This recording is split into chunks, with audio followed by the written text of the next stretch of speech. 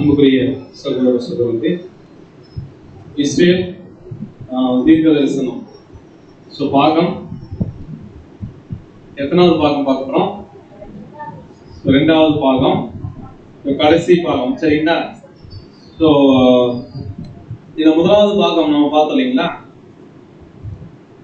தேவன் எப்படி உலர்ந்த எலும்புகளா இருந்த இஸ்ரேல் ஜனங்களை மீண்டுமாக கூட்டி சேர்த்து இன்னைக்கு இப்போ இருக்கிற நிலைமைக்கு அவங்களை எப்படியா ஆசீர்வச்சிருக்கிறாரு.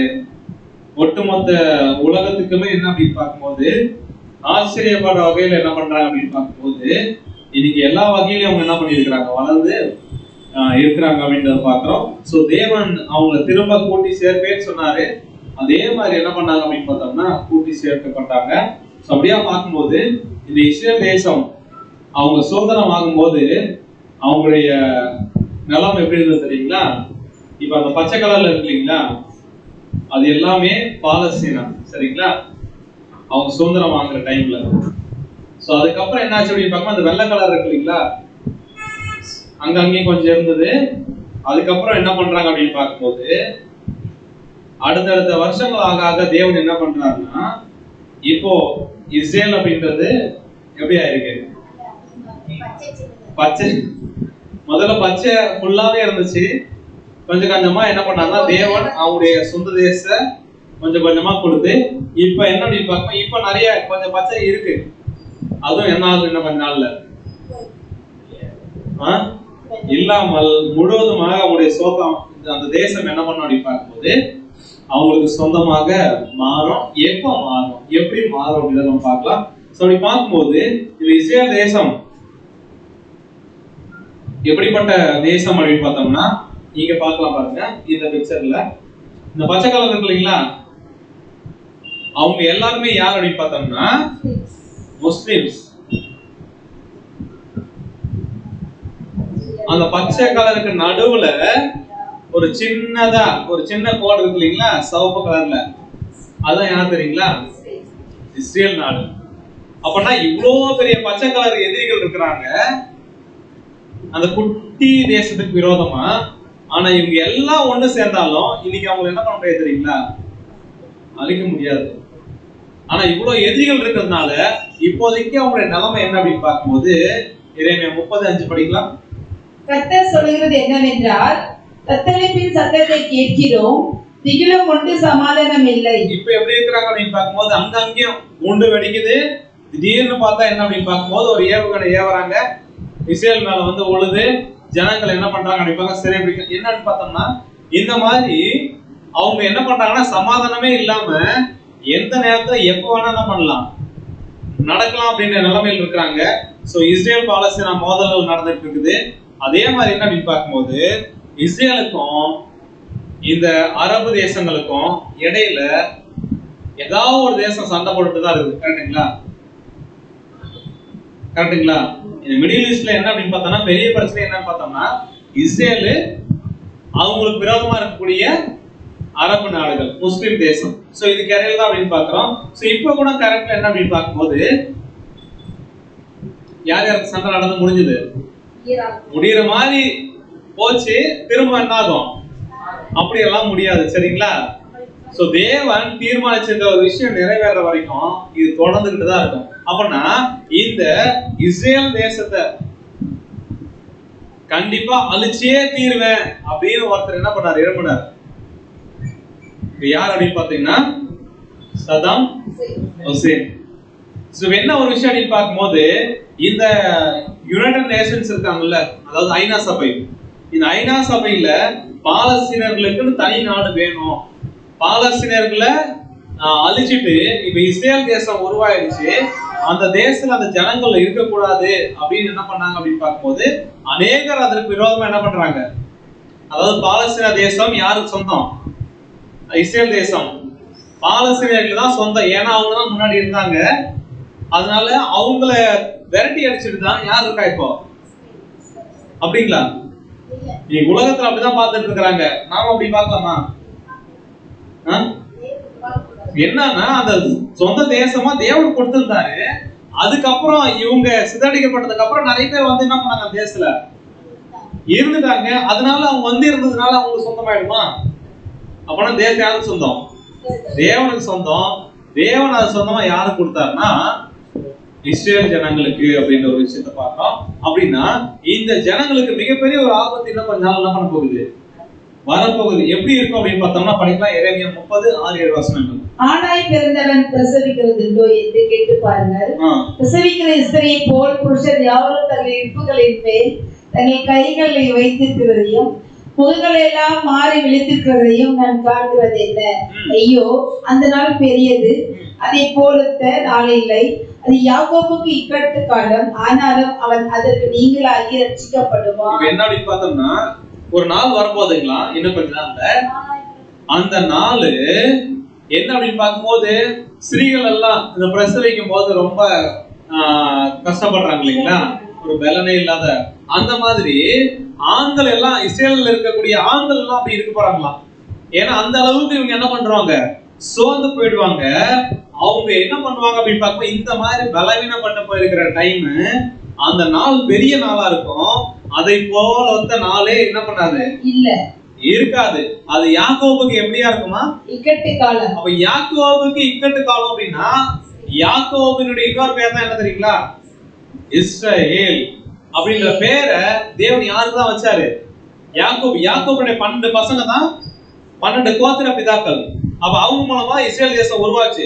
அந்த நாள் வந்து யாக்கோபுக்கு இக்கட்டு காலம் அப்படின்னா இன்னைக்கு ஒண்ணு சேர்ந்து இருக்கக்கூடிய, அதாவது உலகெங்கிலும் இருந்து சிதறிக்கப்பட்டு மீண்டுமாக கூட்டி சேர்க்கப்பட்ட இஸ்ரேல் ஜனங்களா இருக்கிறாங்கல்ல, இப்போ ஒவ்வொரு தேசத்துக்கும் எங்களை எதுவும் பண்ண முடியாதுன்ற அளவுக்கு வாழ்ந்துருக்கிறாங்க. ஆனா அந்த தேசத்துக்கு ஒரு இக்கட்டு காலம் என்ன பண்ண போகுது, இன்னும் கொஞ்ச நாள்ல வரப்போகுது. அந்த இக்கட்டு காலத்துல அழிஞ்சு போடுவாங்களா இஸ்ரேல் ஜனங்கள்? அப்படி எல்லாம் தேவன் என்ன பண்ண மாட்டாரு, அதற்கு நீங்களாக்கி ரட்சிக்கப்படுவாங்கன்றதா உண்மை. ஆனா இக்கட்டு வருமா வராதா? வரும். எப்படி வரும் அப்படின்னு பார்க்கும்போது படிக்கலாம் பாருங்க. எரேமியா 30:16 வசனம். உன்னை ரட்சிப்பதற்காக நான் உன்னோடு இருக்கிறேன் என்று கர்த்தர் சொல்கிறார். உன்னை சிதறடித்த எல்லா ஜாதிகளையும் நான் நிர்மூலமாக்குவேன். உன்னையோ நான் நிர்மூலமாக்காமலும் முற்றிலும் தண்டியாமல் விடாமலும் மட்டாய் தண்டிப்பேன். என்ன அப்படின்னு பார்க்கும்போது உன்னை ரட்சிக்கிறதுக்காக நான் கூட இருக்கின்றார். யாரு? அந்த யூத ஜனங்களை, இஸ்ரேல் ஜனங்களை பார்த்து நான் ரட்சிக்கிறதுக்காக உன் கூட இருக்கிறேன். உன்னை எங்கெங்கெல்லாம் சிதறடிச்சாங்களோ அந்த எல்லா ஜனங்களையும் நான் என்ன பண்ணுவேன், நிர்மூலமாக்குவேன். உன்னை சிதறடிச்ச எல்லாருமே நிர்மூலமாக்க போறேன். அவங்கள பழி வாங்குவேன், அவங்களை தண்டிப்பேன் அப்படின்ற ஒரு விஷயம் சொல்றாரு. ஆனா உன்னையும் என்ன பண்ண மாட்டேன், நிர்மூலமாக்க மாட்டேன். அதுவும் தண்டிக்காமலும் என்ன பண்ண மாட்டேன், மட்டாய் தண்டிப்பேன். கொஞ்சமா தண்டிப்பேன் சொல்றது என்னன்னா அப்பதான் அவங்க திருந்துவாங்க. சரிங்களா? இப்ப என்ன ஒரு விஷயம், இப்ப தண்டிக்காம விட்டோம் அப்படின்னா மோசம் போயிடுவாங்க. தேவன்னா யாருன்னு கேட்க ஆரம்பிச்சிருவாங்க. ஆனா அவங்க என்ன பண்ணுவாருன்னா மட்டாய் தண்டிச்சு இந்த ஒட்டுமொத்த உலகத்துக்கும் அவர் தேவன்றத மத்தவங்களும் புரிஞ்சுக்க போறாங்க. இந்த மட்டாய் தண்டிக்கிறது மூலமாக இஸ்ரேல் ஜனங்களும் தேவன் என்ன பண்ண போறாங்க, ஏற்றுக்கொள்ள போறாங்க. தேவனை வந்து என்ன பண்ண போறாங்க அப்படின்னு பார்க்கும்போது அங்கீகரிக்க போறாங்க அப்படின்ற ஒரு விஷயத்தை பாக்குறோம். இன்னைக்கு ஐநா சபை இருக்கு இல்லைங்களா, இவங்க இன்னைக்கு ஒட்டுமொத்த உலக தலைவர்களும் அங்க என்ன பண்றாங்க அப்படின்னு நண்பரா இருக்கிறாங்க. இந்த உலகத்திலேயே இஸ்ரேல் நாட்டுக்கு ஆதரவா இருக்கிற நாடுகள் அப்படின்னா ஒரு சில நாடுகள் தான். இன்னைக்கு உலகத்துல இருக்க அநேக நாடுகள்ல எல்லாமே இஸ்ரேலுக்கு என்ன பண்றாங்க, எதிராதான். ஏன்னா அவங்க பாலஸ்தீனர்களுக்கு துரோகம் என்ன பண்ணிட்டாங்க, செஞ்சுட்டாங்க. அந்த தேசம் வந்து பாலஸ்தீனர்களுக்கு சொந்தம் அப்படின்னு என்ன பண்றாங்கன்னா இன்னைக்கு ஒட்டுமொத்த உலக ஜனங்கள் இருக்கக்கூடிய எல்லா நாடுகளும் என்ன பண்றாங்க, யோசிக்கிறாங்க. இதே நிலைமையில தான் யாரும் இருக்கிறது தெரியுங்களா, நம்முடைய இந்தியாவும் இருக்கு. சரிங்களா? ஐநா சபையில இந்த மாதிரி எருசலேம் வந்து தலைநகரம் அறிவிக்கப்படணும், இஸ்ரேல் வந்து யூதர்களுக்கு தான் சொந்தம் அப்படின்னு இருந்ததுன்னா இல்லைங்க அது பாலஸ்தீனர்களும் சொந்தமா இருக்குன்னு என்ன பண்ணுவாங்க, நம்ம ஆளுங்க கை தூக்குவாங்க. சரிங்களா? அப்படிப்பட்ட நிலைமையில தான். அப்போ இப்படிப்பட்ட ஒரு சூழ்நிலையில இந்த ஐநா சபை இன்னைக்கு ஒட்டுமொத்த உலகத்திற்கு வல்லரசு நாடுகள் அமெரிக்கா முதல் கொண்டு எந்த ஒரு விஷயத்துக்காக முயற்சி பண்ணிட்டு இருக்காங்க தெரியுங்களா? என்னப்பா எப்ப பாரு இஸ்ரேலுக்கும் பாலஸ்தீனர்களுக்கும் பிரச்சனை, சண்டை, இது ஒரே பிரச்சனையாவே இருக்குது. இதுக்கு ஒரு தீர்வு என்ன அப்படின்னு பார்த்தோம்னா இந்த இஸ்ரேல் நாடு இருக்குல்ல அதை ரெண்டா பிரிக்கணும். ஒண்ணு யாருக்கு, பாலஸ்தீனர்களுக்கு இன்னொன்னு பிரிக்க முடியுமா? தேவன் விட்டுருவாருங்களா? தேவன் என்ன அப்படின்னு பார்ப்போம், அந்த தேசம் யாரு கொடுத்திருக்கிறாரு? அப்ப மன்னியர்களுக்கு அந்த தேசத்துல பங்கு கிடையாது. ஆனா இன்னைக்கு உலக தலைவர்கள் ரெண்டா பிரிச்சு பாலஸ்தீனா தனி நகரமாகவும் இஸ்ரேல் தனியாகவும் என்ன பண்ண சொல்றாங்க, இவங்களுக்கு தனி ஸ்டேட் இவங்களுக்கு தனி ஸ்டேட் கொடுங்க, ரெண்டு நாடுன்றதுதான் சமாதானம் அப்படின்னு என்ன பண்றாங்க, முயற்சி பண்றாங்க. ஆனா தேவன் என்ன பண்ண மாட்டாரு, விட மாட்டாரு. அப்படியா பார்க்கும்போது ஏன் அப்படின்னா இஸ்ரேல் யாரு இவங்களுக்கு பெரிய சப்போர்ட்டா இன்னைக்கு இருக்கிற உலகத்துல அப்படின்னு பார்த்தோம்னா, அவங்க தனியா இல்ல, யாரு கூட இருக்கிறாமா, இந்த post Israel you are not alone, நீங்க தனியா இல்ல நாங்க இருக்கிறோம் அப்படின்னு எங்க தெரியுமா இந்த போஸ்ட் கொடுத்துட்டு இருக்காங்க, அமெரிக்கால. ஏன்னா யூதர்கள் நிறைய பேர் என்ன பண்றாங்க அங்க இருக்கிறாங்க. இன்னைக்கு இந்த அளவுக்கு இஸ்ரேல் வளர்ந்துருக்கு அப்படின்னா இதுக்கு முழுக்க முழுக்க சப்போர்ட் யார் தான், அமெரிக்கா தான். சோ நீங்க தனியா இல்ல நாங்கெல்லாம் கூட இருக்கிறோம் என்ன பண்ணுவாங்க, யாருமே பண்ணாத ஒரு விஷயம். இப்போ பிரைம் மினிஸ்டரா வர்றதுக்கு முன்னாடி ஃபர்ஸ்ட் டைம் வந்தார் இல்லைங்களா டொனால்ட் ட்ரம்ப், டெல் அவீவ் தான் அவருடைய தலைநகரா இருந்துச்சு. இவர் வந்தாரு, ஏன் இவரு பிரைம் மினிஸ்டர் ஆனாருன்றதே நிறைய பேருக்கு தெரியல, ஆச்சரியமா வேற இருந்துச்சு. ஆனா கடைசியா அந்த ஆட்சி அவரு ஆளுகை செஞ்சு முடிக்கும் போது என்ன பண்ணிட்டாருன்னா, நான் எருசலேம தலைநகரா மாத்துறேன் அப்படின்னு சொல்லிட்டு என்ன பண்ணிட்டாரு, நாங்க அங்கீகரிக்கிறோம், இனிமே இஸ்ரேலுடைய தலைநகர் இதுதான், எருசலேம் தான் தலைநகரா அறிவிச்சா இந்த எருசலேம் இப்ப யாருடைய கட்டுப்பாட்டுல இல்ல புதுசா தெரியுங்களா, இஸ்ரேலுடைய கட்டுப்பாட்டுல இல்ல. அங்க முஸ்லிமுடைய மசூதி இருக்குது, கிறிஸ்டியன்ஸ் உடைய சர்ச் இருக்குது, இந்த யூதர்களுடைய தேவாலயமும் எங்கதான் இருந்துச்சு, அங்கதான் இருக்கு. ஆனா இப்போ ஆலயமா கிடையாது, வரும் சவர் மட்டும் இருக்கு. சரிங்களா? அப்படி இருக்கும்போது இது யூதர்கள் மட்டும் சொந்தம் அப்படின்னா முஸ்லிம்ஸ் என்ன பண்ணுவாங்க, அவங்க மதிக்கக்கூடிய மெக்கா மதீனா அப்படின்றது ஃபர்ஸ்ட் அவங்களுக்கு எது புனித ஸ்தலத்துல, அடுத்தபடியா இந்த எருசலேம்ல இருக்கக்கூடிய மசூதி தான் எது அவங்களுக்கு அப்படின்னு பார்த்தோம்னா புனித ஸ்தலம். இப்ப அதுவே யூதர்களுக்கு கொடுத்துட்டீங்க அப்படின்னா, இல்ல யூதர்கள் தலைநகரா அறிவிச்சா மற்ற எல்லா நாடுகளும் என்ன பண்றாங்க, எதிர்க்கிற ஒரு விஷயத்த பண்றாங்க.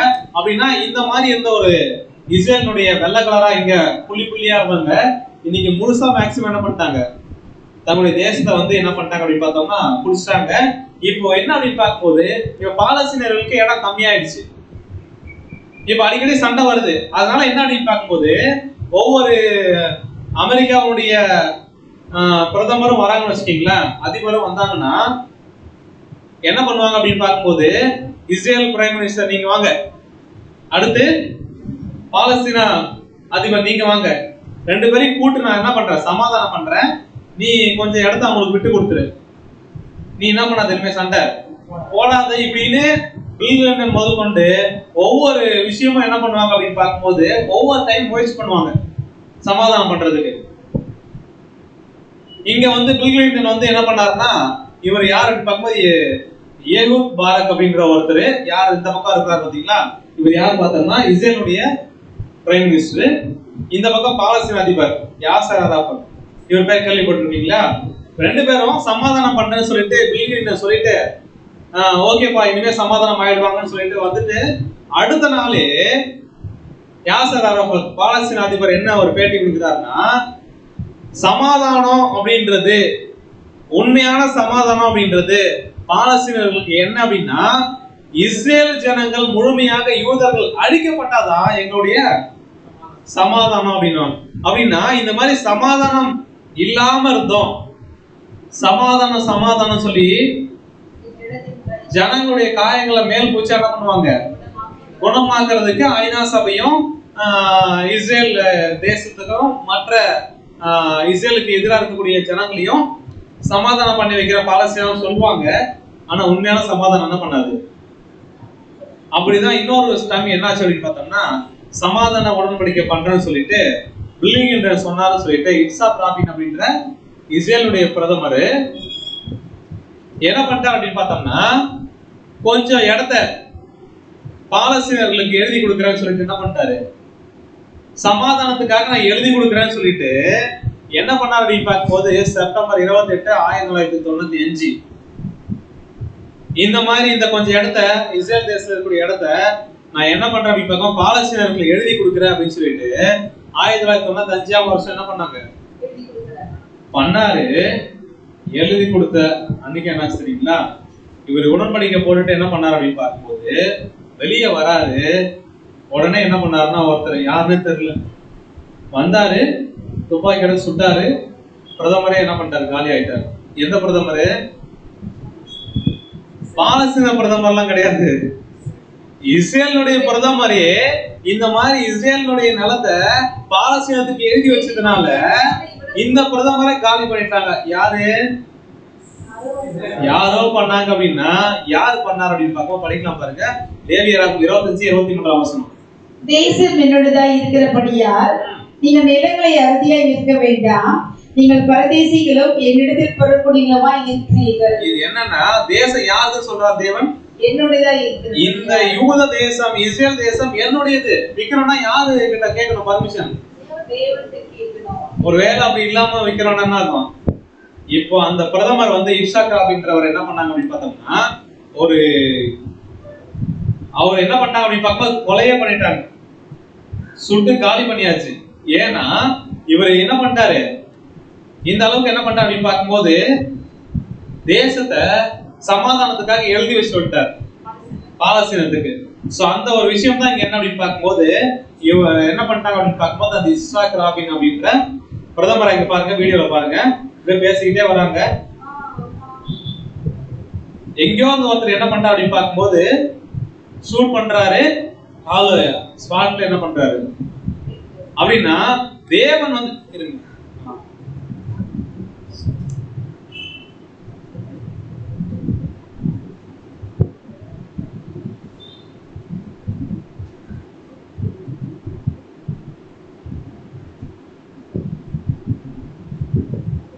தெரியுதுங்களா? அதாவது பேசிட்டு வராதுங்களா, உடன்படிக்கை போட்டு வெளில வந்துட்டு இருக்காரு.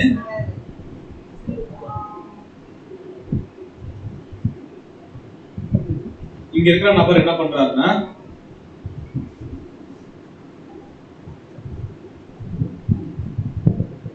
சமாதான உடன்படிக்கை ஏற்படுத்தினா சந்தோஷமா வராரு, நிலத்தை எழுதி கொடுத்து.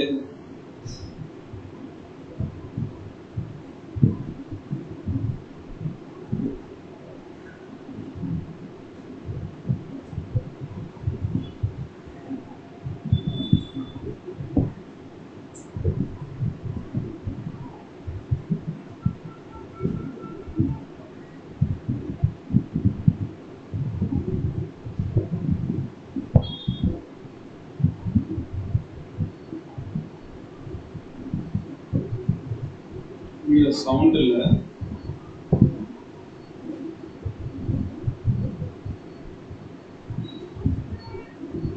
அப்படியே வரும்போது அங்க என்ன பண்றாருன்னா பக்கத்துல இருந்து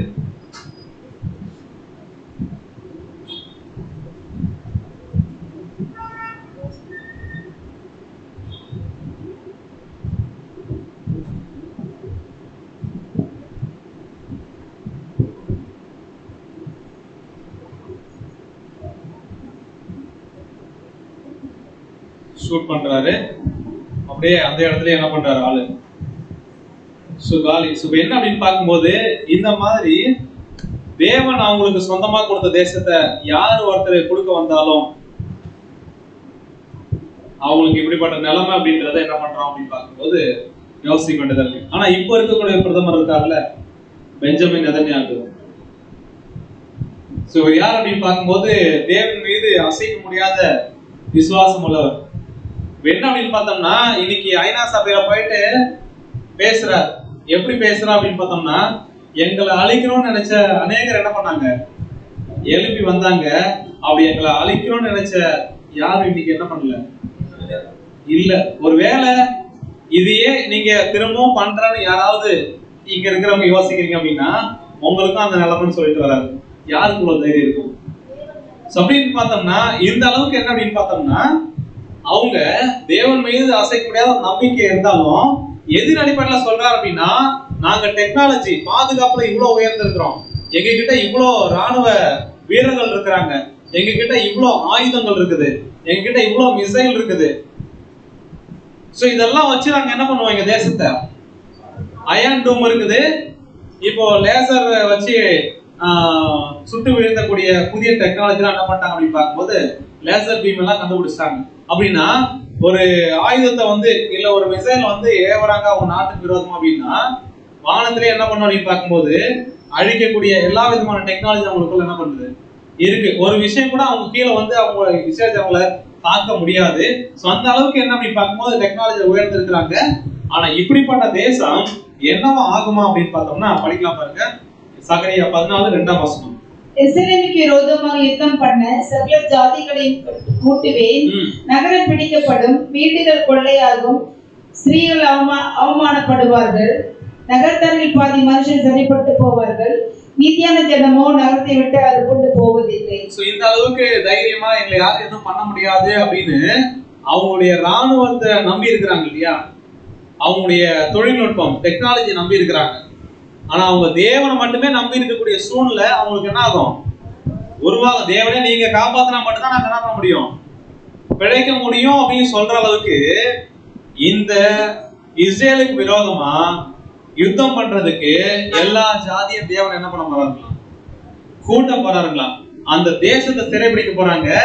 அங்க இருக்கக்கூடிய வீடுகள் ஸ்திரீகள் எல்லாம் என்ன பண்ண போறாங்க, அவமானப்பட போறாங்க. அப்படிப்பட்ட ஒரு விஷயம் எப்போ நடக்கும் அப்படின்னு பார்க்கும்போது இந்த இஸ்ரேலுக்கு விரோதமா எல்லா தேசமும் என்ன பண்ண போறாங்க, வர போறாங்க.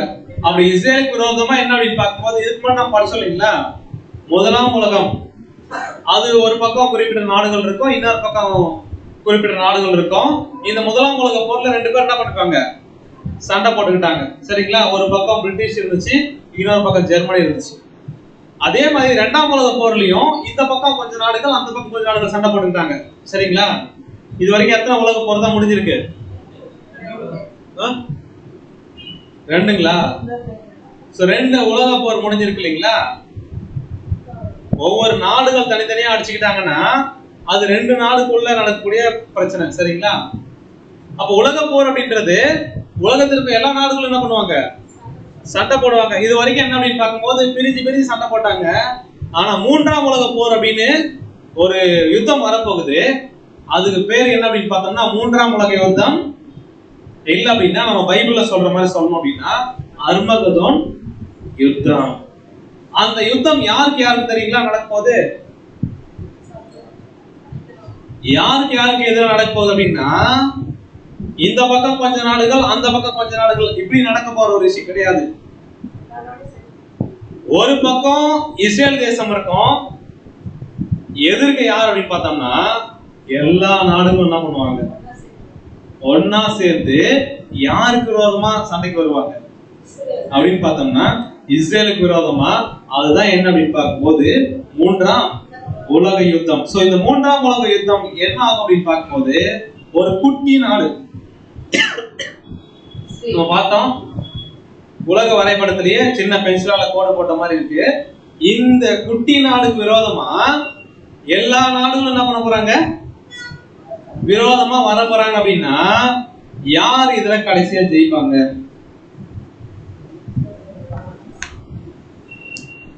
யோசிச்சு நல்லா பதில் சொல்லுங்க. உலகத்தில் இருக்க எல்லா நாடுகளும் இந்த சின்ன நாடு இஸ்ரேல் நாடு இதுக்கு விரோதமா வராங்க. இதுல இஸ்ரேல் ஜெயிக்குமா, 3ஆம் உலக யுத்தத்துல மற்ற உலக நாடுகள் ஜெயிக்குமா?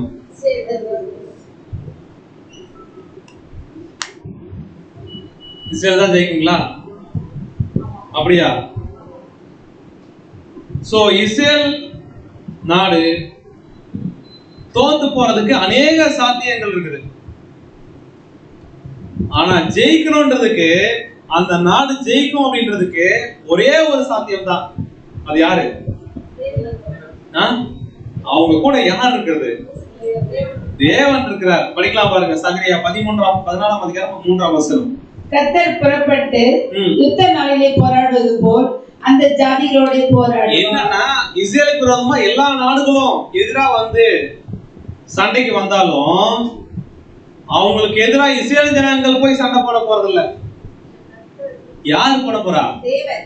தேவன் கர்த்தர் என்ன பண்ணுவார்னா புறப்பட்டு யுத்த நாள்ல போராடுவான் ஜாதிகளோட என்ன பண்ணுவாரு போராடுவா. இன்னைக்கு ஐநா சபையில் இருக்கக்கூடிய எல்லா நாடுகளும் என்ன பண்றாங்க அப்படின்னு பார்க்கும்போது சமாதானமே இல்ல. ஆனா சமாதானத்துக்கு காத்திருந்தோம், ஒரு பிரயோஜனம் இல்ல.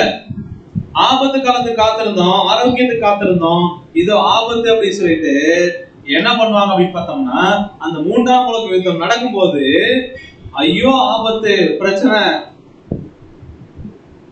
நாங்க இஸ்ரேல்ல என்ன பண்றோம் அப்படின்னு பார்க்கும்போது காலி பண்றோம், இஸ்ரேல் தேசமே ஒண்ணுமெல்லாம் ஆக்கிடுவோம் அப்படின்னு சொல்லிக்கிட்டு யாரு வந்தாலும் சரி அவங்களுக்கு என்ன நடக்கும்? அவங்களுக்கு தான் ஆபத்து. சரிங்களா? இஸ்ரேலுக்கு விரோதமா யார் வராங்களோ அவங்களுக்கு தான் ஆபத்து. அப்பனா இந்தியா யார் கூட போகும்? அப்ப எல்லா நாடுகளும் அப்படின்னா நம்ம நாடு யார் கூட தான் எதிராக இருக்க போகுது? இஸ்ரேலுக்கு எதிராக தான்.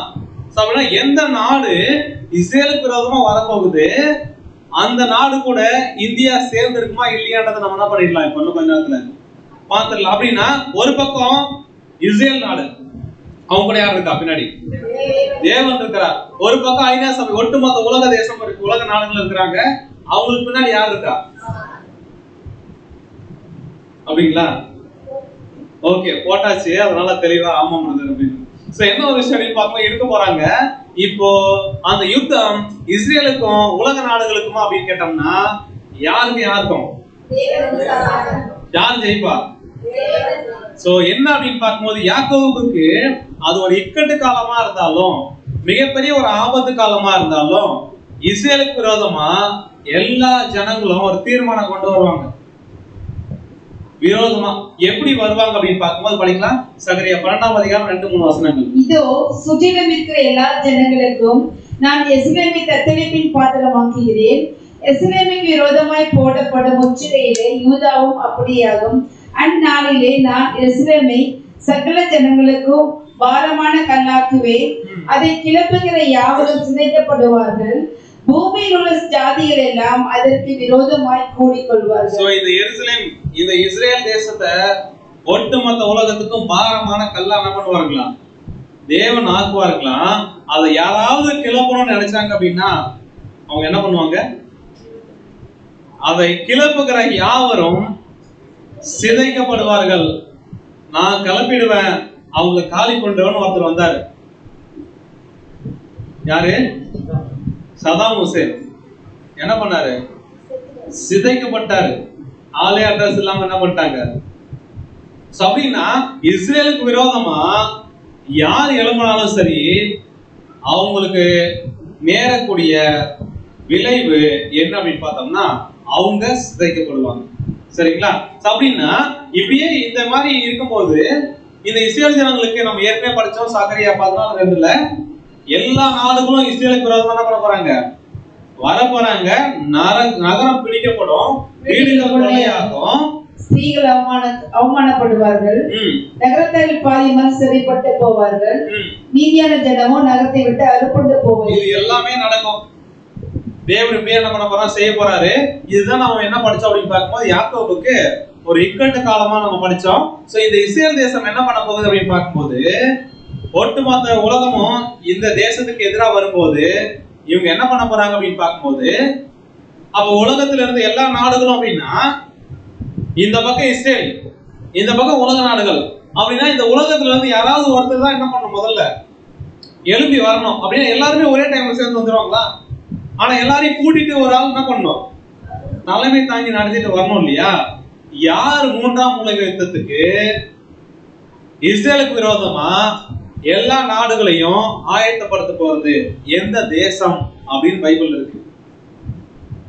மூன்றாம் உலக யுத்தம் ஒண்ணு இருக்கு இல்லைங்களா? அது எப்படி நடக்க போகுது, யார் யாருக்கு இடையில நடக்க போகுது, அது யாரு ஜெயிக்க போறா, யாரு வர போறா அப்படின்றது எல்லாமே இருக்கு.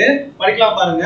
யாரு அந்த மூன்றாம் உலக யுத்தத்தை இஸ்ரேலுக்கு எதிராக செய்யறதுக்கு அந்த ஜனங்களை வழிநடத்த போறது அப்படின்னு பார்த்தோம்னா எந்த நாடு அப்படின்னு பார்க்கும்போது படிக்கலாம். எசேக்கியேல் 38:2-3 வசனங்கள். மனுபுத்திரனே, மேசேக் தூபால் ஜாதிகளின் தலைமையான அதிபதியாகிய மாகோகு தேசனான கோகுக்கு எதிராக நீ உன் முகத்தை திரும்பி அவனுக்கு விரோதமாக தீர்க்க தரிசனம் உரைத்து சொல்ல வேண்டியது என்னவென்றால், கர்த்தராகிய ஆண்டவர் உரைக்கிறார், மேசேக் துபால் ஜாதிகளின் அதிபதியாகிய கோகே, இதோ நான் உனக்கு விரோதமாக வருவேன். இப்ப என்ன அப்படின்னு பார்க்கும்போது இஸ்ரேலுக்கு விரோதமா யார் வரப்போறா அப்படின்னு பார்க்கும்போது மாகோகு தேசத்தானாகிய கோகு. ஆமா. சோ அப்படின்னு பார்த்தோம்னா மேசேக் தூபால் அவங்களுடைய தேசத்துல இருக்கக்கூடிய மாகோக் அதிபதியாகிய மாகோகு தேசத்தானாகிய கோகு அப்படின்ற ஒருத்தர். அப்படின்னா இந்த மேசேக் தூபால் அப்படின்ற தேசத்துக்குரிய அங்க அதுல உள்ள இருக்கக்கூடிய மாகோகு தேசத்தான் அப்படின்ற ஒருத்தர் தான் என்ன பண்ண போறாங்களா? அவர் தான் கோகு. இதுக்கு என்ன அப்படின்னு பார்க்கும்போது மாகோகு யுத்தம் கூட சொல்லலாம். சரிங்களா? சோ என்ன அப்படின்னு பார்த்தோம்னா மாகோகு தேசத்தானாகி கோகு அப்படின்ற ஒருத்தர் தான் என்ன பண்ண போறாரு? இந்த இஸ்ரேலுக்கு எதிராக வர போறாரு.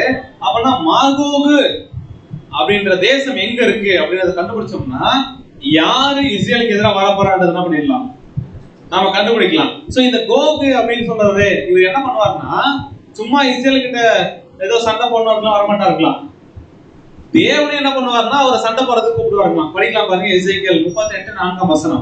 நான் உன்னை திருப்பி உன் வாய் சுருடுகளை போட்டு உன்னையும் உன்னுடைய எல்லா சேனையையும் குதிரைகளையும் சர்வாயுத்தரித்த குதிரை வீரர்களையும் பரிசையும் கெடகும் உடைய திரளான கூட்டத்தையும் புறப்பட பண்ணுவேன். அவர் எல்லாரும் பட்டயங்களை பிடித்திருப்பார்கள். என்ன பண்ணுவாருங்களா, இந்த கோகுவை தேவன் என்ன பண்ணுவாருங்களா திருப்புவாருங்களா. வாயில தொடர்ந்து போட்டு என்ன பண்ணுவாருங்களா, இந்த சேனை எல்லாமே இஸ்ரேலுக்கு விரோதமா சண்டை போடணுன்றதுக்காக தேவன் என்ன பண்ணுவாருங்களா கூட்டிட்டு வருவாருங்களா. சோ எப்படி அப்படின்னு பார்க்கும்போது எசேக்கியேல் 38:14. ஆகையால் மனுபுத்திரனே, நீ தீர்க்க தரிசனம் உரைத்து கோகை நோக்கி சொல்ல வேண்டியது என்னவென்றால், கர்த்தராகிய ஆண்டவர் உரைக்கிறார், என் ஜனமாகிய இஸ்ரவேல் சுகமாய் குடியிருக்கிற அக்காலத்திலே நீ அதை அறிவாய் அல்லவோ. என்ன அப்படின்னு பார்த்தோம்னா இஸ்ரேல் ஜனங்கள் எல்லா யுத்தத்தையும் முடிச்சு சுகமா தங்கி இருப்பாங்க. அந்த டைம்ல வருவான்னு பார்த்தோம் இல்லைங்களா.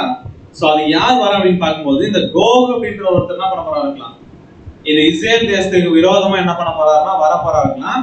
அப்படி அந்த கோகு யாருன்றதை நம்ம என்ன பண்ணணும் கண்டுபிடிக்கணும். படிக்கலாம் பாருங்க 16:38. நீ தேசத்தை கார்மேகம் போல மூட என் ஜனமாகிய இஸ்ரவேலுக்கு விரோதமாக எழும்பி வருவாய். கடைசி நாட்களிலே இது சம்பவிக்கும். கோகே ஜாதிகளின் கண்ணுக்கு முன்பாக உன் மூலமாய் நான் பரிசுத்தர் என்று விளங்கப்படுகிறதுனால் அவர் என்னை அறியும்படிக்கு உன்னை என் தேசத்துக்கு விரோதமாக வர பண்ணுவேன். இந்த கோக இஸ்ரேல் தேசத்துக்கு விரோதமா ஏங்க தொடர்பு போட்டு தேவன் கூப்பிட்டு வரணும் அப்படின்னா, இன்னைக்கு உலகத்திலேயே நாங்க தாங்க பெரிய ஆளு, எங்களை எதுவும் பண்ண முடியாது அப்படின்னு ஒரு தேசம் இருக்கு, ஒரு அதிபர் இருக்கிறார். சரிங்களா? இப்ப அந்த தேசம் என்ன பண்ண அப்படின்னு பார்க்கும்போது ஏன் இஸ்ரேலுக்கு விரோதமா சண்டை கூப்பிட்டு வரீங்க அப்படின்னா, தேவன் என்ன சொல்றாருன்னா கோகு ஜாதிகளின் கண்களுக்கு முன்பாக நான் பரிசுத்தர் அப்படின்னு என்ன பண்ண போறாருங்களா, இந்த ஒட்டுமொத்த உலகத்திலுமே நான் தான் தேவன் அப்படின்றத நீ அடி வாங்குற அடியை பார்த்து என்ன பண்ணணும், உலக ஜனங்கள் எல்லாம் கண்டுபிடிக்கணும்.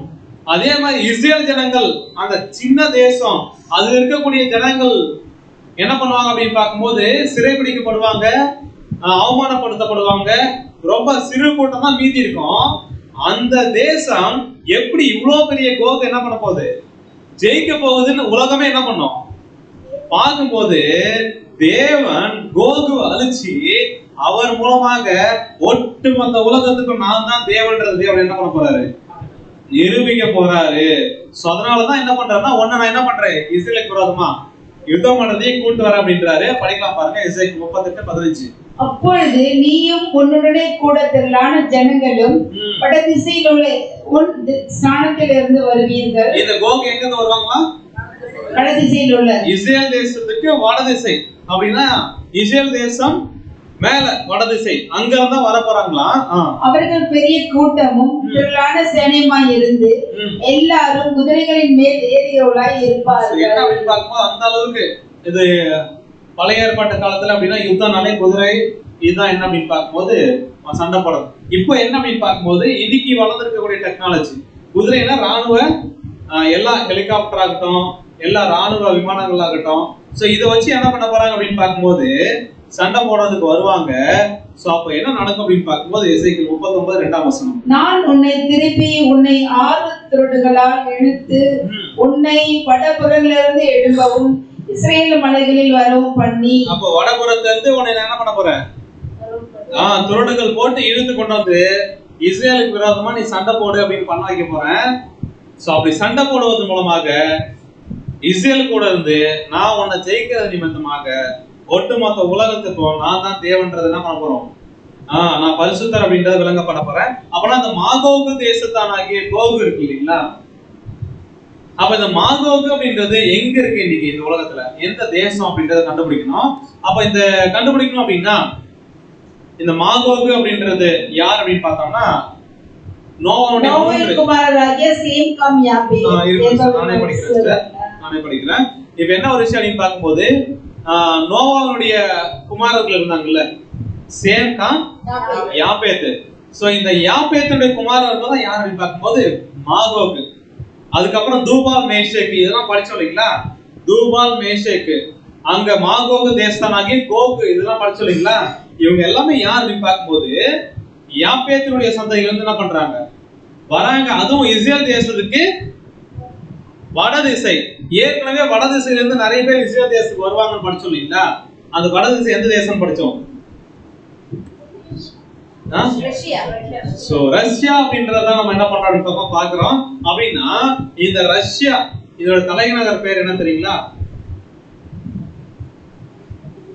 ரஷ்யாவுடைய தலைநகர்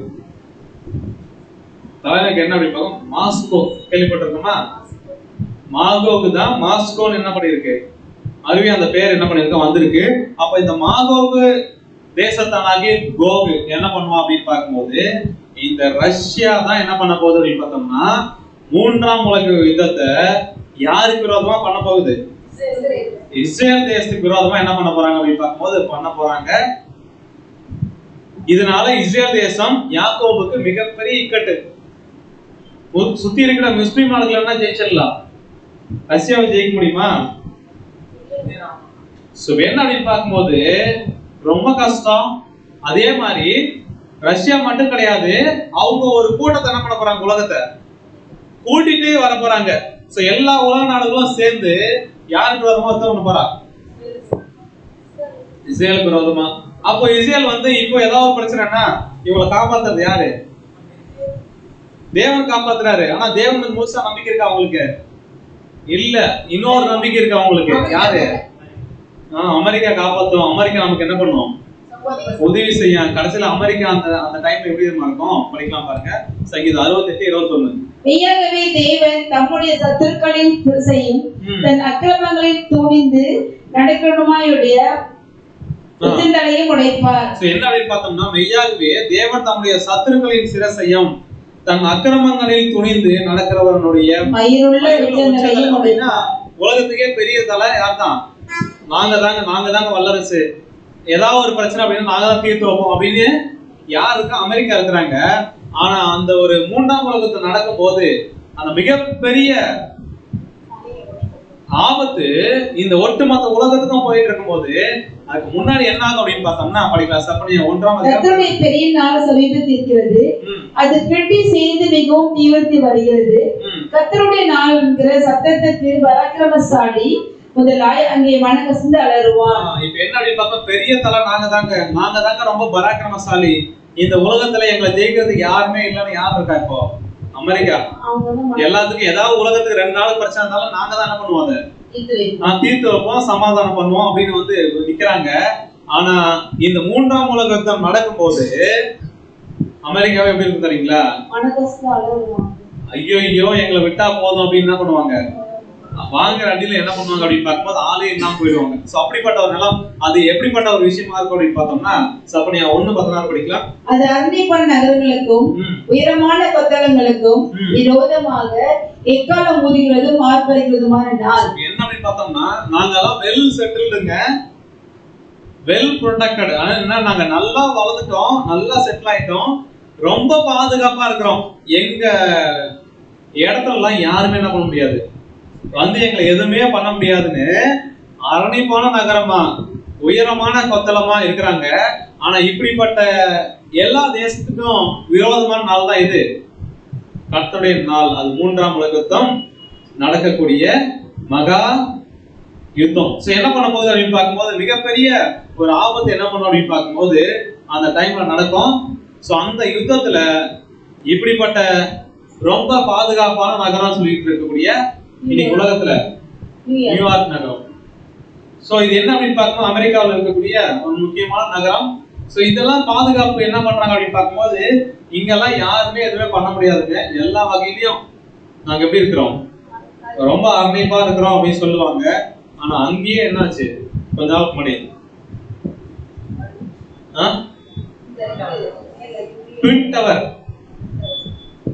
அமெரிக்காவுடைய பொருளாதாரமே எங்க இருந்துச்சு, இதுக்குள்ளதான் வச்சு இயங்கிட்டு இருந்துச்சு. இதுல இருக்கக்கூடிய அந்த ட்வின் டவரே என்னாச்சு அப்படின்னு பார்க்கும்போது, எதிரிகள் உள்ள ஒரு ஹெலிகாப்டர் கொண்டு போய் அடிச்சு என்ன பண்ணிட்டாங்க. அப்பனா இந்த அளவுக்கு தேவன் என்ன பண்றாரு அப்படின்னு பார்க்கும்போது அனுமதி கொடுக்குறாரு.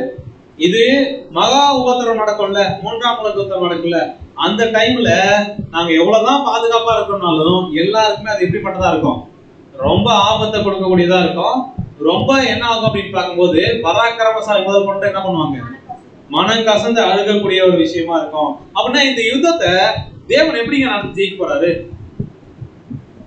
இஸ்ரேல்ல ஜனங்களே மீது கொஞ்சமா தான் இருக்க போறாங்க.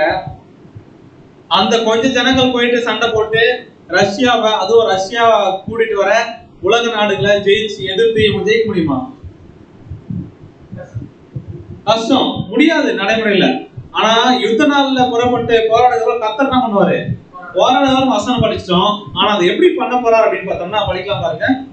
சகரியா 12:4 வசனம். அந்நாளிலே நான் குதிரைகளுக்கு எல்லாம் திகைப்பையும் அவைகளின் மேல் ஏறியவர்களுக்கு எல்லாம் புத்தி மயக்கத்தையும் வரப்பாட்டி யூத வம்சத்தின் மேல் என் கண்களை திறந்து வைத்து ஜனங்களுடைய எல்லா குதிரைகளுக்கும் குருட்டாட்டத்தை உண்டு பண்ணுவேன் என்று கர்த்தர் சொல்கிறார். எப்படி பண்ணுவாரா அப்படின்னு பார்த்தோம்னா, இப்போ யார் யாரெல்லாம் வருவா, சைனா, ரஷ்யா, இந்தியா, ஜப்பானு, எல்லா நாடுகளும் என்ன பண்ண போறாங்க அப்படின்னு பார்க்கும்போது ரஷ்யாவுடைய தலைமையில வருவாங்க இல்லைங்களா. அப்போ இங்க ரஷ்யா என்ன பண்ணும் அப்படின்னு பார்க்கும்போது இஸ்ரேல் மேல குண்டு போடலான்னு வந்தா அது எங்க விழும், சைனால விழும். சைனா வந்து குண்டை கொண்டு வந்து நம்ம இஸ்ரேல்ல போடலான்னு வந்தா அது எங்க போய் விழும் அப்படின்னு பார்த்தோம்னா வடகொரியால விழும். இப்ப சைனா, வடகொரியா, ரஷ்யா யாரு நட்பு நாடுகள். அப்ப என்னடா இவன் என் கூட இருந்து என்ன அடிக்கிறான்னு என்ன பண்ணும். இப்ப என்ன அப்படின்னு பார்த்தோம்னா, இது பழைய ஏற்பாட்டு காலத்துல நடந்திருக்கு, ஞாபகம் இருக்குங்களா? கிதியோன் யுத்தம் பண்ண போனாங்க இல்லைங்களா, கிதியோன் யுத்தம். அப்ப போகும்போது சண்டை போடுறதுக்கு என்ன எடுத்துட்டு போனாங்க,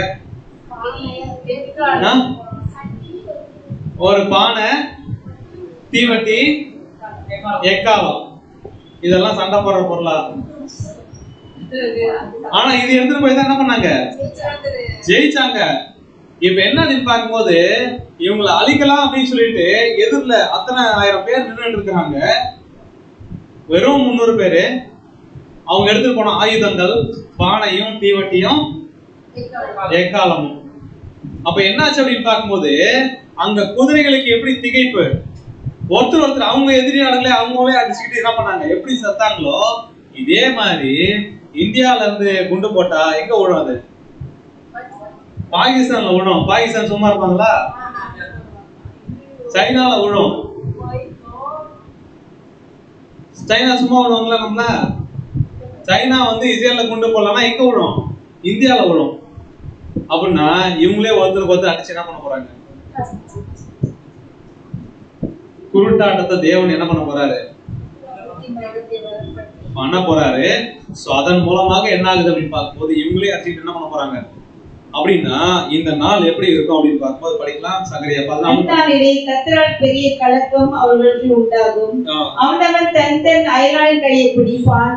அவனவனுடைய கை அவனவன் அயலானுடைய கைக்கு விரோதமாக என்ன அப்படின்னு பார்க்கும்போது என்ன காப்பாத்துப்பான்னு இங்க வந்து பிடிச்சா இவனே எதிரியா மாதிரி அவங்க என்ன பண்ணுவாங்க, அழிப்பாங்க. அப்படியாக பழைய ஏற்பாட்டு நடந்த விஷயங்கள். அடுத்து என்ன பண்ணுவாங்க அப்படின்னு பார்த்தோம்னா, நாங்க நம்பிக்கிட்டு இருந்தாங்கல்ல, சாமி என்னை காப்பாத்து அப்படின்னு சொல்லிட்டு எல்லா சிலைக்கு முன்னாடி என்ன பண்ணுவாங்க, போயிட்டு உளுந்து பரண்டுகிட்டு இருப்பாங்க. சிலை என்ன பண்ணுவோம், அப்படிதான் இருக்கும். கடைசியில நீ என்ன காப்பாத்துவேன்னு சொல்லிட்டு இவ்வளவு நாளா ஒண்ணு நம்பிட்டு இருந்தா, கடைசியில நான் எங்களுக்கு என்ன நடந்தாலும் பார்த்துட்டு இருக்கேன், நீ எங்களுக்கு எதுக்கு என்ன பண்ணுவாங்க, கொண்டு போயிட்டு தெருவுல போட்டு மிதிப்பாங்க. அடுத்து அவங்க பொன் வெளியெல்லாம் இருக்கும்ல, இதெல்லாம் காப்பாத்துன்னு சொல்லி என்ன பண்ணிருப்பாங்க, சேர்த்து சேர்த்து வச்சிருப்பாங்க. அது என்ன பண்ணும், தெருவுல கொண்டு வந்து என்ன பண்ணுவாங்க? நிறைய வச்சிருக்கீங்களா?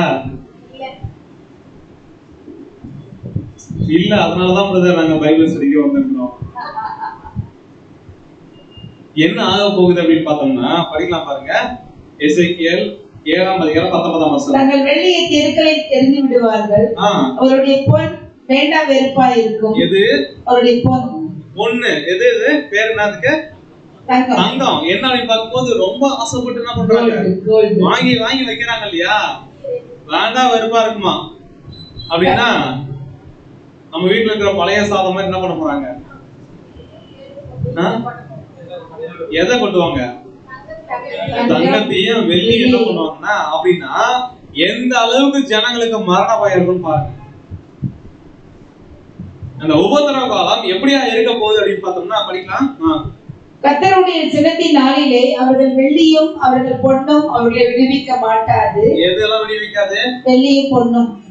சரி, ஓகே. அப்புறம் அவர்கள் அதனால் தங்கள் ஆத்துமாக்களை திருப்தியாக்குவதும் இல்லை, தங்கள் வயிறுகளை நிரப்புவதும் இல்லை, அவர்கள் அக்கிரமே அவர்களுக்கு இடர்களாய் இருந்தது. என்ன அப்படின்னு பார்க்கும்போது இந்த அளவுக்கு என்ன பண்ண போகுது அப்படின்னு பார்க்கும்போது அந்த நாள் இருக்க போகுது. படிக்கலாம். நீ தேசத்தை கார்மேகம் போல மூட என் ஜனமாக இஸ்ரேலுக்கு விரோதமாக எழும்பி வருவாய். கடைசி நாட்களிலே இது சம்பவிக்கும். கோகை ஜாதிகளின் கண்ணின் முன்பாக ஒரு மூலமாய் நான் பரிசுத்தர் என்று விளங்கப்படுவதனால் அவர்கள் என்னை அதிகப்படுத்தி உன்னை என் தேசத்துக்கு விரோதமாக வரப்படுவேன். இப்படியாக என்ன அப்படின்னு பார்க்கும்போது வருவாங்க. எல்லா ஜனங்களும் என்ன பண்ணுவாங்க அப்படின்னு பார்க்கும்போது சிதறிக்கப்பட்டு மிகப்பெரிய ஒரு ஆபத்துக்குள்ள போயிட்டு இஸ்ரேல் தேசம் எல்லாரையும் ஜெயிச்சு என்ன பண்ண போறாங்க, மேல வர போறாங்க. அப்போ மத்த தேசத்துல இருக்கக்கூடிய ஜனங்கள் எல்லாமே நாம நம்பின தெய்வங்கள் என்ன ஆகுது, ஒன்னும் இல்ல, நம்மளை காப்பாத்தல, வெள்ளியும் பொண்ணும் நம்ம என்ன பண்ணல, நம்முடைய தலைவர்கள் நம்மளை காப்பாத்துவாங்க அப்படின்னா அவங்க என்ன பண்ணல, யாருதான் காப்பாற்ற முடியும்? கடைசியா தேவன் தான் அப்படின்னு ஒட்டு மொத்த உலகமும் என்ன பண்ண போகுது. இன்னைக்கு போய் சொன்னா கேட்பாங்களா? கேட்க மாட்டாங்க. படிக்கலாம் பாருங்க. எசேக்கியேல் 38:23. இவ்விதமாய் நான் அநேக ஜாதிகளின் கண்களுக்கு முன்பாக என் மகத்துவத்தையும் என் பரிசுத்தத்தையும் விளங்க பண்ணி அறியப்படுவேன். அப்பொழுது நான் கர்த்தர் என்று அறிந்து கொள்வார்கள். எப்பொழுது? இந்த மகா பெரிய உபத்திரவம் நடந்து அந்த யுத்தத்துல தேவன் தான் மெய்யான தெய்வம்ன்றது என்ன பண்ண போறாரு, ஒட்டுமொத்த உலகத்துக்கும் காமிக்க போறாரு. அப்பதான் நான் கர்த்தர் என்ன பண்ண போறாங்க, அறிந்து கொள்வார்கள் அப்படின்ற ஒரு விஷயத்தை பார்க்கிறோம். அப்படியே படிக்கலாம் சார். 2:4 என் நாமம் விளங்கும் ஸ்தானமாக எருசலேமையும் என் ஜனமாக இஸ்ரேலின் அதிபதியா இருக்க தாவீதையும் தெரிந்து கொண்டேன் என்றார். அப்போ தேவனுடைய நாமம் எங்க இருந்து விளங்க போகுது அப்படின்னா ஒட்டுமொத்த உலகத்துக்கும். இன்னைக்கு எல்லா உலக ஜனங்களும் உலக நாடுகளும் என்ன சொல்றாங்கன்னா எருசலேம் இஸ்ரேலுக்கே தலைநகரா இருக்க கூடாதுன்னு சொல்றாங்க. கரெக்டுங்களா? ஆனா அன்னைக்கு என்ன பண்ண போறாங்க அப்படின்னு பார்க்கும்போது எருசலேம் ஒட்டுமொத்த உலகத்துக்கும் தலைநகரம் தெரியுங்களா? எருசலேம் இஸ்ரேல். சரிங்களா? அப்ப அங்க இருந்துதான் தேவனுடைய நாமம் என்ன பண்ண போகுது அப்படின்னு பார்க்கும்போது விளங்க போகுது. சோ அங்க இருந்துதான் தேவன் என்ன பண்ண போறாரு அப்படின்னு பார்த்தோம்னா ஆளுகை செய்ய போறாரு அப்படின்ற விஷயத்தை பார்க்கிறோம். எரேமியா 25:29. இதோ தீங்கை கட்டளையிட நான் என் நாமம் தரிக்கப்பட்ட நகரத்திலே துவக்கும் போது நீங்கள் தண்டனைக்கு தப்புவீர்களோ? நீங்கள் தப்புவதில்லை. நான் பூமியின் எல்லா கொடிகளின் மேலும் பட்டயத்தை வரவழைக்கிறேன் என்று சேனைகளின் கர்த்தர் சொல்லுகிறார். அப்ப எல்லார் மேலும் பட்டயம் என்ன பண்ண போகுது அப்படின்னு பார்க்கும்போது அவங்களுக்கு எதிராக வரப்போகுது. அப்ப யாரும் மாட்டிக்க போறா? எல்லா தேசத்து மேலும் எல்லா பூமி குடிகள் மேலும் மிகப்பெரிய ஒரு ஆபத்து வருது. அவங்களுக்கு ஏதாவது பட்டயம் வருது அப்படின்னா யாருக்கும் தான் சேர்த்து, இந்தியாவுக்கும் சேர்த்துதான். சரிங்களா? சோ இப்படி வர போகுது. அப்படிப்பட்ட ஒரு நாளாதான் அது என்ன பண்ணும் அப்படின்னு பார்க்கும்போது இருக்கும் அப்படின்ற ஒரு விஷயத்த பாக்குறோம். அப்பனா இந்த இஸ்ரேல் தேசம் கடைசியா 3ஆம் உலக யுத்தத்தின் அப்போ எப்படி இருக்க போகுது அப்படின்னு பார்க்கும்போது படிக்கலாம். லூக்கா 21:26. சோ என்ன அப்படின்னு பார்க்கும்போது வானத்தின் சத்துவங்கள் அசைக்கப்படும், ஆதலால் பூமியின் மேல் வரும் ஆபத்துகளுக்கு பயந்து எதிர்பார்த்திருக்கிறபடியால் மனுஷனுடைய இருதயம் என்ன பண்ணுமா? சோர்ந்து போகுமா. இந்த ஆபத்துகளை பார்த்து பார்த்து என்ன பண்ணுவாங்க அப்படின்னு பார்க்கும்போது ரொம்ப சோர்ந்து போயிடுமா. அதனால என்ன அப்படின்னு பார்க்கும்போது அவங்க இவைகளை சம்பவிக்க தொடங்கும் போது, அதாவது இந்த மாதிரி யுத்தங்கள் நடக்க போகுது, இதெல்லாம் இனிமே இப்படியா இருக்கும், தேவன் இதெல்லாம் பண்ண போறாரு அப்படின்னு சொல்றத கேள்விப்படுற நாம என்ன பண்ணோம்? இதெல்லாம் காரணம் இல்லாம தேவன் என்ன பண்ணணும்? நமக்கு சொல்லல, நோக்கத்துக்காக என்ன பண்றாரு? சொல்ற. இப்ப ஏன் படிக்கணும், ஏன் இத பத்தி கிளாஸ் வரணும் அப்படின்னா நாம என்ன பண்ணணும்? இப்ப அந்த யுத்தம் நடக்கிறதுக்கு முன்னாடி தேவனுடைய தெய்வீக திட்டம் என்ன பண்ணணும்? நிறைவேறணும். அந்த யுத்தத்தை நடப்பிக்க போற ஒரு கூட்டம் என்ன பண்ணணும்? தேவனுக்கு தேவைப்படணும். அதுக்காக தான் என்ன பண்றாரு அப்படின்னு பார்த்தோம்னா நமக்கு இவ்வளவு விஷயத்த என்ன பண்றாரு? சொல்லி கொடுக்கிறார் அப்படின்ற ஒரு விஷயத்த பாக்குறோம். இப்போ அந்த ஒரு விஷயம் இப்போ ஒட்டுமொத்த உலகமும் தேவனை கர்த்தர்னு அறிஞ்சிக்கிற ஒரு நாள் வரப்போகுது இல்லைங்களா? அது ஏன் இன்னும் சீக்கிரமா வரல அப்படின்னா படிக்கலாம் பாருங்க. 2 பேதுரு 3:9. தாமதிக்கிறார் என்று சிலர் எண்ணுகிறபடி கர்த்தர் தமது வாக்குத்தத்தத்தை குறித்து தாமதமாய் இராமல் ஒருவரும் கெட்டு போகாமல் எல்லாரும் மனத்திரும்ப வேண்டும் என்று விரும்பி நம்மேல் நீடிய பொறுமை உள்ளவராய் இருக்கிறார். அதாவது என்னன்னா அந்த ஒட்டுமொத்த உலகத்தையும் சரி பண்ற, சீர்படுத்துற அந்த உபத்திரவ காலம் வரும். அதன் மூலமா அவங்க எல்லாமே என்ன பண்ண போறாங்க?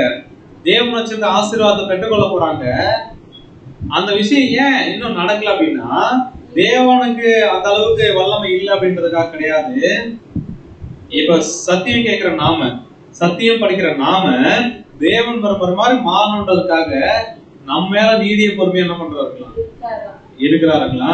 சோ அதனால இந்த 3ஆம் உலக யுத்தம், அர்மகதோன் யுத்தம், மகா உபத்திரம் அப்படின்னு சொல்லக்கூடிய இந்த ஒரு விஷயம் இன்னும் கொஞ்ச நாள் நடக்க போகுது. அந்த விஷயம் நடக்கும்போது ஒருவேளை நம்ம இருக்கிறோம்னா என்ன அர்த்தம்? எந்த நோக்கத்துக்காக முன்னாடியே இந்த சத்தியத்தை சொன்னாரோ அந்த நோக்கத்தின்படி நம்ம என்ன பண்ணல, நடக்கலன்னு அர்த்தம். அப்பனா நம்ம கொடுத்த வாய்ப்புகளை நம்ம என்ன பண்ணலாம் அப்படின்னு பார்க்கும்போது தேவன் ஒரு மாதிரி வாழணும். அப்பனா இந்த இஸ்ரேல் தேசம் அப்படின்றது இன்னைக்கு நம்ம கடிகாரம் இருக்கு இல்லைங்களா, வீட்டுல வாட்ச் மொபைல் எல்லாம் டைம் எத்தனை ஆகுதுன்னு கண்டுபிடிக்கிறோம் இல்லையா? அந்த மாதிரி உலகத்துக்கான டைம் கிளாக் யார் தெரியுமா? கடிகாரம்.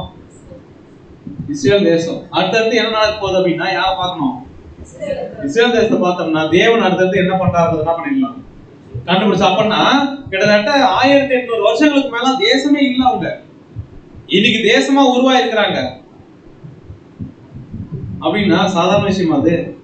அப்படி உருவானது மட்டும் இல்லாம எல்லா தேசத்துக்கும் சேலஞ்ச் பண்றாங்க.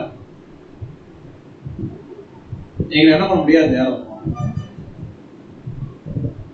ஏன்னா அந்த அளவுக்கு என்ன பண்ணிருக்கிறாங்க, வளர்ந்து இருக்கிறாங்க.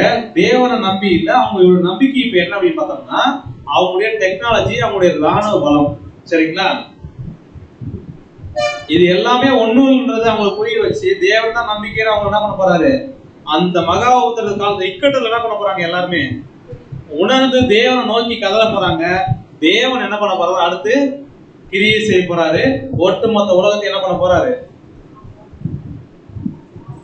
அழிச்சு மீண்டுமாக என்ன பண்ண போறாரு அப்படின்னு பார்த்தோம்னா ஒட்டுமொத்த உலக ஜனங்களும் அவர் கர்த்தர்னு அறிந்து கொள்ற அந்த ஒரு விஷயத்தை செய்ய போறாரு அப்படின்ற ஒரு பார்க்கிறோம். சோ அப்படியாக இந்த நாளிலும் தேவன் நம்ம கற்றுக் கொடுத்த சத்தியத்துக்காக நாம் தேவனுக்கு நன்றிகள் எடுத்துக்கொள்ளலாம். தேவன் தாமே நம்மை ஆசீர்வதித்து வழிநடத்துவார்கள். ஆமென்.